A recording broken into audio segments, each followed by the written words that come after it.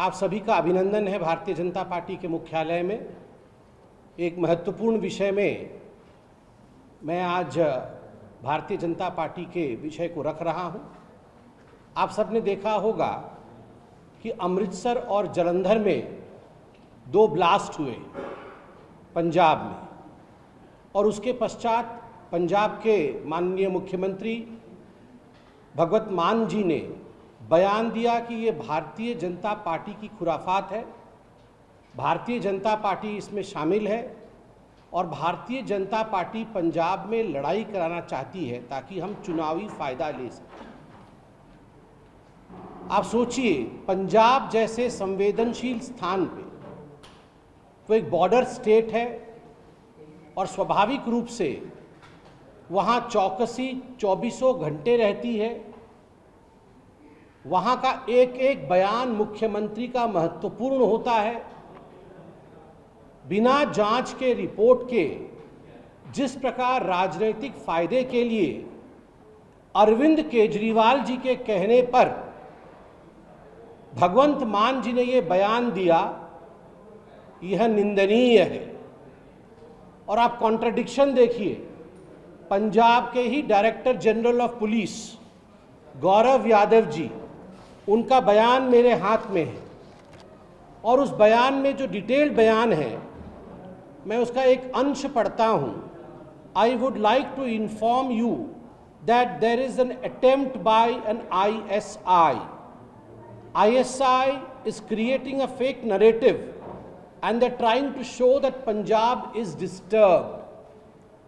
ये जो director general of police है, पुलिस के सर्वोच्च अधिकारी जो पंजाब के हैं, जो खुद भगवंत मान जी के सरकार के सबसे बड़े पुलिस अधिकारी हैं, उनका बयान है कि ये जो बम ब्लास्ट हुआ है उसके पीछे सरसरी नजर से और पहले जांच के आधार पर मालूम पड़ रहा है कि ISI का हाथ संभव है। और ISI एक ऐसा मैसेज देने का प्रयास कर रही है मानो पंजाब के अंदर सब कुछ ठीक नहीं है, डिस्टरबेंस चल रहा है। यह पहली बार नहीं हुआ। पंजाब और जम्मू कश्मीर में इस प्रकार के स्थितियों को उत्पन्न कराने का काम समय समय पर पाकिस्तान और ISI आतंकवादियों के माध्यम से करते रही है। अभी उसकी जांच चल रही है, मगर अरविंद केजरीवाल जी के कहने पर जो बयान दिया गया है, यह जो बयान आम आदमी पार्टी का है, यह देश को तोड़ने वाला है। संवेदनहीन बयान है, निंदनीय बयान है और यह हाइट ऑफ फ्रस्ट्रेशन है। ये इंडी गठबंधन का हाइट ऑफ फ्रस्ट्रेशन है। आज आप देखिए, सभी ये इंडी गठबंधन वाले, ये राहुल गांधी, अरविंद केजरीवाल, ममता बनर्जी, ये सारे एक हो गए हैं। जब एक होना होता है चुनाव लड़ने के लिए, तब ये एक हो नहीं होते हैं, अलग अलग लड़ते रहते हैं। मगर हार के बाद सब एक हो गए हैं। राहुल गांधी ने आज ट्वीट किया है कि ये तो वोट की चोरी तो होती ही थी, सीटों की चोरी तो होती थी, पूरी सरकार की चोरी हो गई। अरे ये सरकार है या ये आपके जीजा जी के वो लैंड पार्सल से जो चोरी हो जाती है? चोर को हर कोई चोर नहीं दिखता है, जो चोरी करता है ना उसको हर कोई चोर दिखता है। राहुल गांधी जी कह रहे हैं कि हरियाणा में घुसपैठियों की सरकार है। मैं तो हरियाणा वालों से आज पूछ रहा हूं, तमाम मीडिया के चैनल यहां मौजूद है, तगड़ा जवाब दीजिए इस राहुल गांधी को। जनता जनार्दन ने वोट दिया है, भारतीय जनता पार्टी की सरकार है और जनता द्वारा चुने हुए विधायक, जनता द्वारा चुने गए मुख्यमंत्री वहां स्थापित है। उनको घुसपैठिए कहना ये कहां तक सही है? रोहिंग्या और बांग्लादेशियों के साथ खड़ा होना और चुने हुए सरकार को घुसपैठिए कहना। राहुल जी, कान खोल के एक बात आप सुन लीजिए और जान लीजिए, जब चुनाव चलता है, छुट्टी मनाने आप अंडमान निकोबार जाते हैं, चाइना के कहने पर वहां जाके चाइना के लिए प्रोपागेंडा करते हैं और बाद में गॉगल्स और टोपी लगा करके बीच चुनाव में नतीजे जब आने वाले होते हैं, स्ट्रेटेजी भारत में नहीं करते हैं, ओमान चले जाते हैं, तो आपको क्या लगता है आपको सीटें मिलेंगी? कुछ नहीं मिलने वाला है। Rahul Gandhi, you are an unfit leader, आप अनफिट लीडर हैं, और आपके अनफिटनेस के कारण, आपके इस गुण के कारण, अवगुण के कारण आपकी पूरी पार्टी आज भुगत रही है, वो टूट रही है। और मैं आज यहां भारतीय जनता पार्टी के इस उच्च स्थान से एक बात बिल्कुल प्रेडिक्ट कर रहा हूं, ये भविष्यवाणी है, इंतजार करिए, कुछ ही हफ्तों के अंदर इंडी गठबंधन तहस नहस हो रही है। बिल्कुल सूत्रों के हवाले से खबर है, इंडी गठबंधन टूटने वाली है। There is no other way out, the so called INDI alliance is at the verge of breaking down. और हम ऐसे ही नहीं कह रहे हैं, पूरी जानकारी लेकर कह रहे हैं कि इंडी गठबंधन आने वाले कुछ हफ्तों के अंदर पूरी तरह से तहस नहस होगी, और इसका ठीकरा राहुल गांधी के सर पे फूटने वाला है। वो जब फूटने वाला होगा तो वो फॉरेन में ही होंगे, चिंता का विषय नहीं है उनके लिए। किस प्रकार की अराजकता का माहौल बनाने की कोशिश की जा रही है आप देखिए। ममता बनर्जी कल कह रही है कि मैं रिजाइन नहीं करूंगी, कमाल है इस प्रकार की जिद। ये कभी भारत के लोकतंत्र में हुआ है क्या? 75 वर्ष के लोकतांत्रिक शासन में भारत के लोकतंत्र की सुंदरता रही है ये, कि जो पावर का हस्तांतरण होता है, whenever there is shift of power, चाहे वो प्रधानमंत्री का हो चाहे वो मुख्यमंत्री का हो, कभी भी उसमें आनाकानी नहीं होती है। स्टालिन साहब ने भी परसों इस्तीफा दिया, कल दिया इस्तीफा।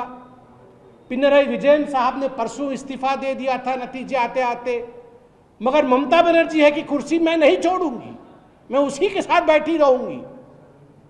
यह भारतीय जनता पार्टी और किसी पॉलिटिकल पार्टी का अपमान नहीं है, यह लोकतंत्र का अपमान है, यह भारत के संविधान का अपमान है। और आज जो भगवंत मान ने कहा है अरविंद केजरीवाल जी के कहने के पश्चात कि ये बम ब्लास्ट में भारतीय जनता पार्टी की हाथ है, और आईएसआई और पाकिस्तान के बचाव में जो अरविंद केजरीवाल खड़े हुए हैं, इसका भी जवाब भारत की जनता और पंजाब की जनता अरविंद केजरीवाल को जरूर देगी। बहुत बहुत धन्यवाद। कोई प्रश्न हो तो अवश्य पूछिए। एक अटेम्प्ट शो किया जा रहा है कि पंजाब डिस्टेबल है, तो हम क्रश कर देंगे, ऐसा कुछ नहीं है फिलहाल में इंडिया। बिल्कुल स्वाभाविक है।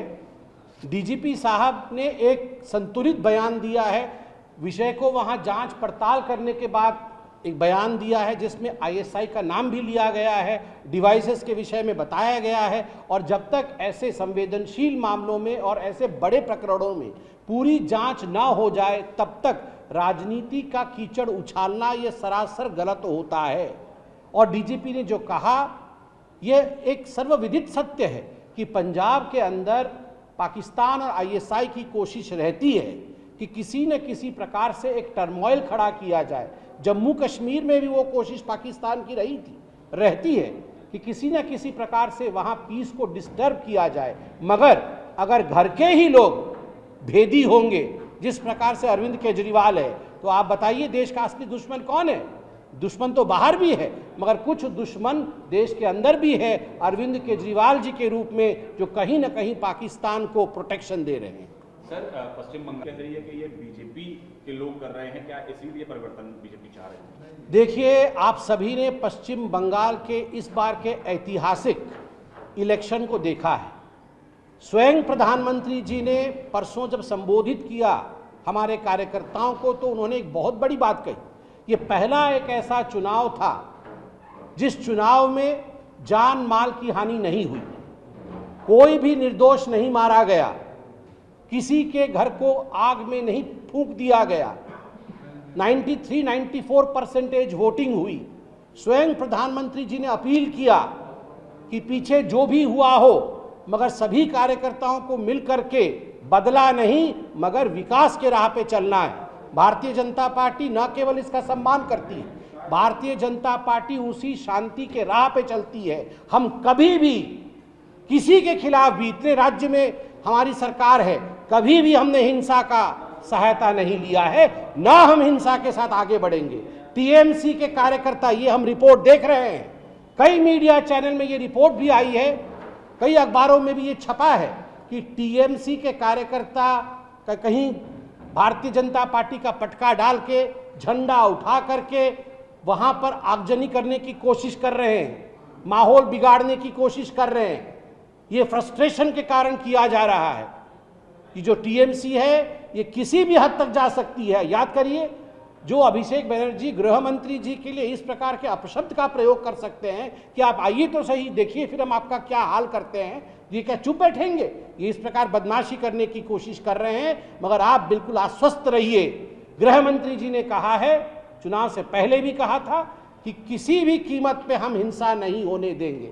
आज मैं एक क्लिप भी देख रहा था नादिया जिले का। नादिया जिले में कांग्रेस का दफ्तर, जिसको कि टीएमसी ने हथिया लिया था, अब कांग्रेस के कार्यकर्ता जाके वहां रंग रोगन कर रहे हैं और कांग्रेस का निशान वहां लगा रहे हैं और खुद बाइट दे रहे हैं कि टीएमसी ने हमारे दफ्तर को हथिया लिया था। आज हमें अच्छा लग रहा है कि हम फिर से लोकतंत्र में अपने ऑफिस को हम रिक्लेम कर पा रहे हैं। एक तरफ तो कांग्रेस के कार्यकर्ता वहां पर बोल रहे हैं हम अपने ऑफिस को रिक्लेम कर रहे हैं, एक तरफ यहां ओमान से लौट करके पता वता तो कुछ है ही नहीं इस राहुल गांधी को, और ये बोल रहे हैं कि देखिए ये तो चोरी हो गई। राहुल गांधी जिस दिन राजनीति का र भी सीख जाएंगे उस दिन जाके वो चुनाव के मैदान में उतरे। अभी he does not even know the P of politics, he is a unfit politician. Thank you.